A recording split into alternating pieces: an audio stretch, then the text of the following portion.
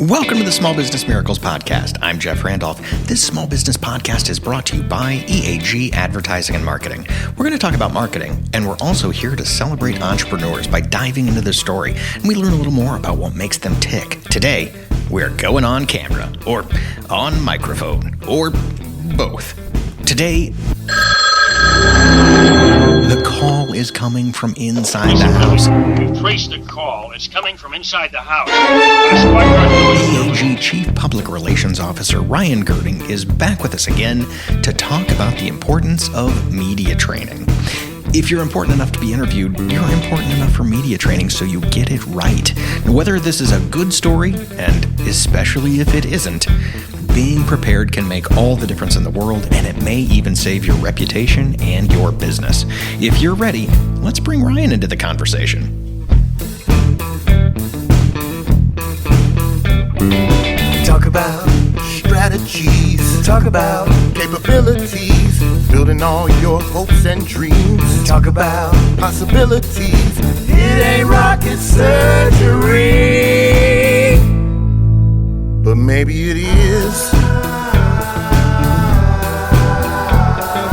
Come on down, we're gonna sit around and get into your business, get into your business, get into your business, get into your business, get into your business, get into your business, get into your business, get into your business. Welcome back to the show. My name is Jeff. I am here with Ryan Gerding. Ryan is the Chief Public Relations Officer at EAG. Ryan, you are the returning champion. Welcome back to the show.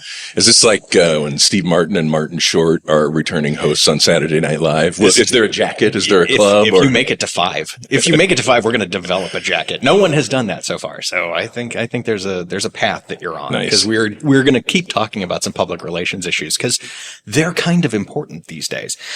And the one that we're going to talk about today, thanks for being here, by the way, is media training. We do media training here, so this is something that we are familiar with, of course. But let's establish some bona fides, because you know what you're talking about when it comes to the media and being media trained, camera ready, and being on camera. Tell us about your background, because I don't think the people listening at home know that yet.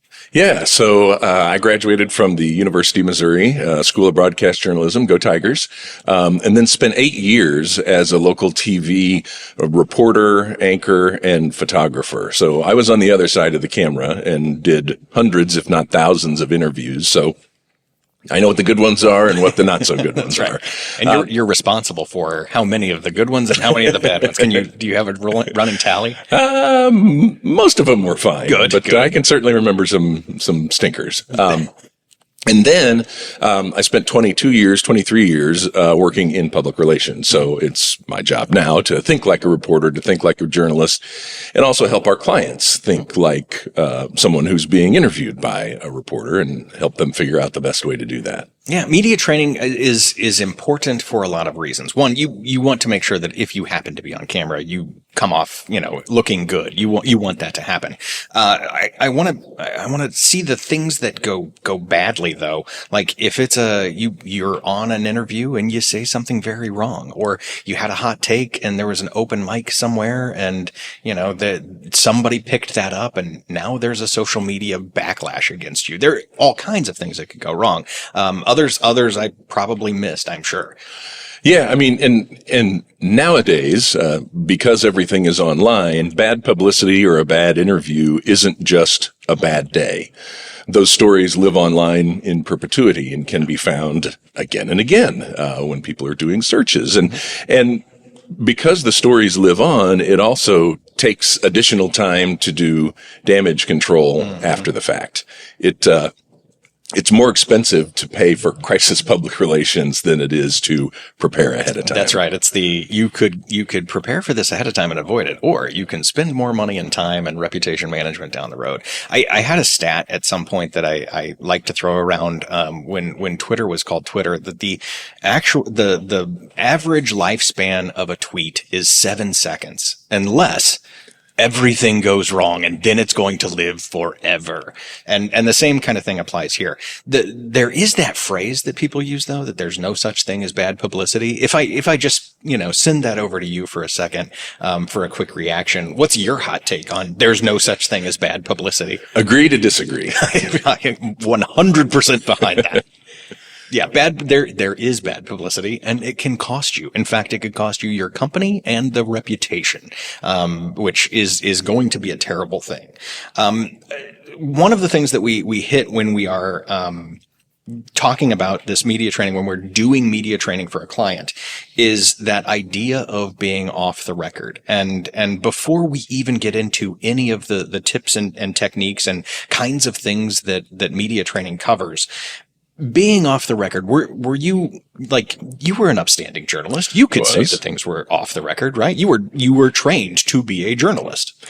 Exactly. But even when I was given something off the record, that changed how I addressed the actual on the record interview. It changed who else I talked to in the story. And so even if a reporter, adheres to an off-the-record comment, there are still opportunities for the story to be shaped in a way that is different from what you would like. Yeah. But beyond that, you just shouldn't say anything in front of a microphone that you wouldn't want to show up on a billboard, because there always is a chance that something you thought was off the record actually is not. Right. And being on camera versus off camera, knowing when you're off, it would be so difficult these days to know whether or not you were on camera or off camera. Everything from, a camera baked into somebody's glasses. And after watching a million Super Bowl commercials where you can see the many different styles of glasses that may have a camera incorporated into it, you may never be off record. You should act as though you were always on camera.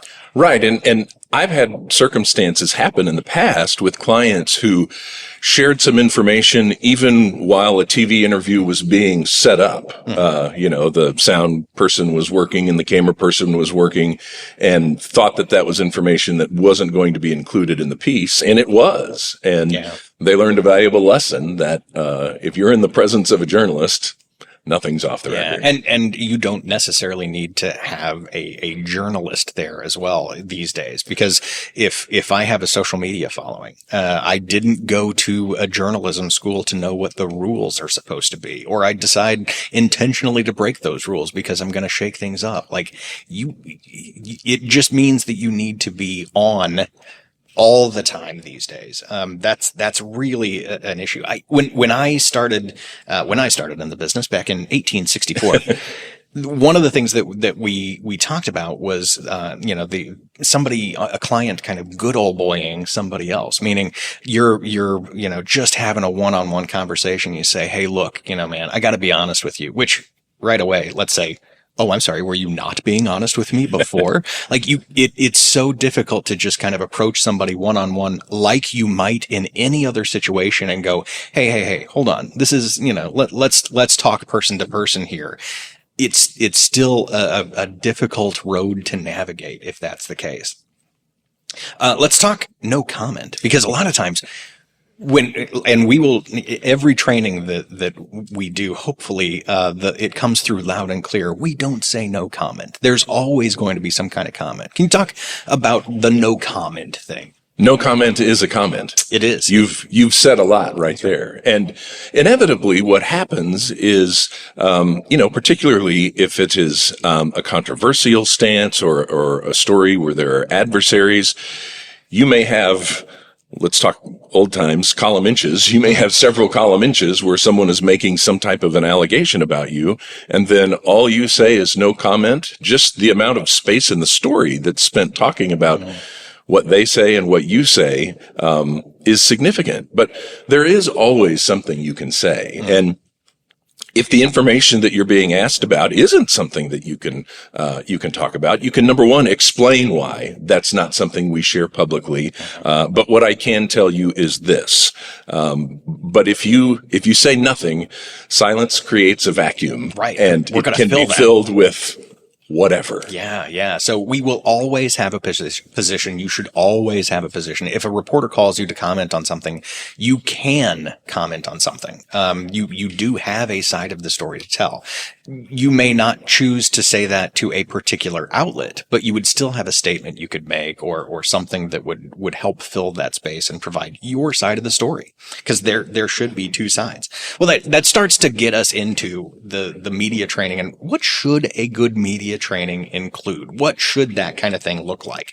And one of the ones that is exciting is practice. You should practice that kind of thing on camera with some peer review. Can you talk a little bit about the value that brings? Yeah, a media training session should not be a lecture. It should be a scrimmage. Oh, nice. I love that. There needs to be a lot of practice. And that comes in the form of, sitting in front of a camera, having a microphone in your face and getting used to what that feels like.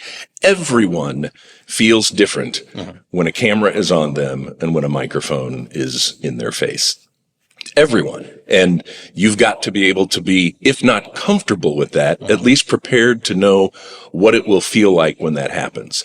And the part about getting feedback from peers is also important. When we do media training sessions, we typically do it with several people because we feel like the people who are watching a particular practice session can learn from what happens in the interview and the practice interview and can provide valuable feedback as well. Yeah. Either I didn't make that mistake, but that's a good one to note, or, I see what that person did there. That's a great technique, and I'm going to steal that for myself the next time I have to be on camera or in a reporter kind of situation. On camera is another one. I know we just talked about the tiny hidden kind of cameras baked into glasses these days, but what does a camera do to you when you are there with a microphone and a reporter standing in front of you, holding that microphone in front of you and a giant camera behind them? What kind of feeling what kind of terror does that strike into the hearts of men? It does. And even for people who are used to it. I mean, I was on camera all the time. I was a morning anchor and, did hundreds of shows, but man, when that red light comes on, it changes you. It makes you very, very aware of your surroundings, of, your dry mouth, yes. of potentially saying something stupid. And so it changes the dynamic. I always would say as a reporter, just look right at me and pretend like we're having a conversation. We are not having a normal conversation. You've got a giant camera in front of me and you're going to put what I say in this conversation out in front of thousands, tens of thousands of people. That's different, man. Yeah, there's nothing normal about this situation. No. There's nothing at all. And when we've done this training for organizations, the amount of feedback we get on, I realize that camera is giant. And in our case, we're setting up, a very old, large camera on a tripod. That makes a statement. And it really is something that reinforces the good behavior that you're hoping for and prepares you for the real thing, which is great. Right. Moving on to another element of what a media training should include, home base. Like your message. Can you talk about home base and what that gives to you? So before every interview that you do, you should spend time thinking about the key point that you want to get across and make sure that you get that across in every answer that you give. So a reporter may ask you a question that's tangential to what your main point is, and that's where you use bridging terms like, what's important to know is this, or the bigger picture is this, or here's what we're focused on.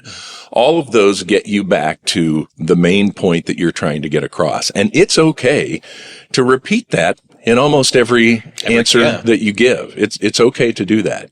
Yeah, if they're giving you a question, you want to make sure that no matter how they cut this, your point is the one that gets across. Because as soon as you say something that you weren't comfortable with, there's a chance that's the thing they run with, and you didn't get your story across. So practicing getting back to home base, getting back to that one phrase that you want to say, important to not get cut and left on the cutting room floor. As part of our media training, I pride myself on asking dumb questions that I know a potentially, ill-prepared journalist might ask. And the point of doing that is to help the people who we're training understand that they are going to get those questions that don't make a lot of sense, to be able to try and answer that, but then to always go back to home base. Yeah. Another element that we talked through is body language. You could have the phrase down pat, but if you look like you're a serial killer on camera, that says something. Your face answers before your mouth does. So fair. How do you have all the best sound bites? Is this your home base? You have all the one-liners? I feel like I'm not winning here.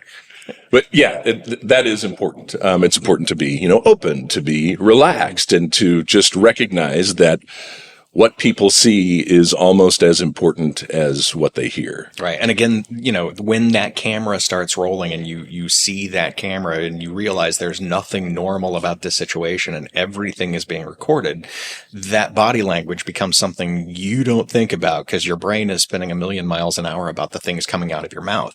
So the more we practice that body language, the more you get comfortable with that, the easier it is to turn that on when it's time and kind of be aware that this is how I need to show up on film. How about the answer itself and how to answer and how not to answer? Because a lot of times if somebody asks a question, we want to answer that question, but otherwise, if that reporter stays silent, like is that a technique you use? Like as a reporter, would you, just kind of refuse to keep talking or ask the next question and just see where they decide to fill that space? He's doing it. He's doing it right now. Yes. Nature abhors a vacuum, and we humans abhor silence. And so that was a tactic that we would often use, where you'd ask a question, they'd finish, and you just sit there a bit. And I say, people don't get in trouble for what they say. They get in trouble for what they say after what they said. Yeah. And that can happen. And it's okay to just be silent. Yeah, that is one of the things that has been surprising to a lot of the people taking this media training that we've done for people, where they want to answer the question you asked, but you're under no obligation to answer that very question, right? Like I have a story to tell, and politicians are just masterful at that, where they can say, well, you asked me about the economy, but instead I'm going to talk about blah, blah, blah.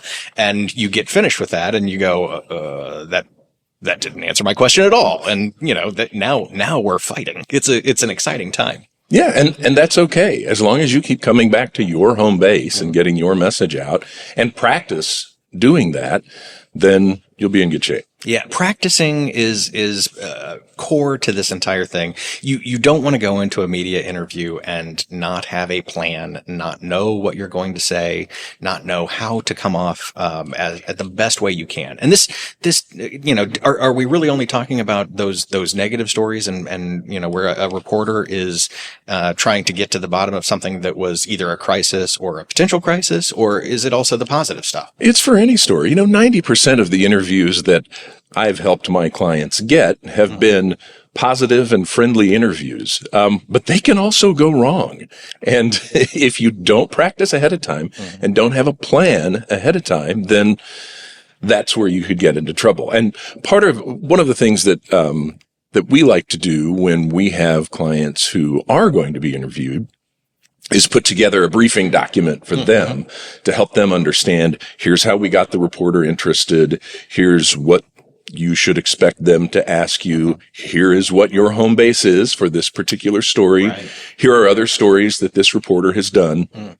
All in an effort to make you prepared so that you're never going to be 100% comfortable in an interview, but at least you'll be more comfortable and more prepared. Yeah, there are reporters out there that may have a particular bias. That's just again, you mentioned earlier the if you say something off the record, that definitely colors the way you approach something. Well, all of that reporter's history comes into play. What has that reporter covered before? How has that coverage gone? Do they have a bias already, conscious or unconscious, that we need to be aware of. That's a great research to know that that's going into every single one of those.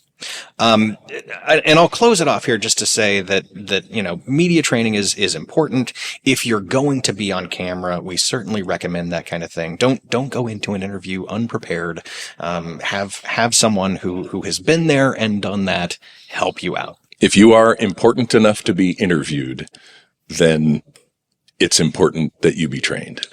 There's so many of these that you've done so far. All of those sound bites are amazing. All of those are going into the edit. Every single one of those is going into the edit. Ryan, thanks for being with us on the show one more time. We'll probably have you back. Maybe that 5-time host jacket will be yours shortly. I'm looking forward to it. Thanks, Jeff. And that is our show. Thank you to our returning champion, Ryan Gerding. And thank you for listening to the Small Business Miracles podcast. Remember to subscribe, leave us a 5-star rating and review, drop us a line on the website at eagadv.com if you have any thoughts. Until then, we'll be out here helping entrepreneurs with another Small Business Miracle. Talk about strategies, talk about capabilities, building all your hopes and dreams. Talk about possibilities. It ain't rocket surgery, but maybe it is. Come on down, we're gonna sit around and get into your business. Get into your business. Get into your business. Get into your business. Get into your business. Get into your business. Get into your business. Get into your business.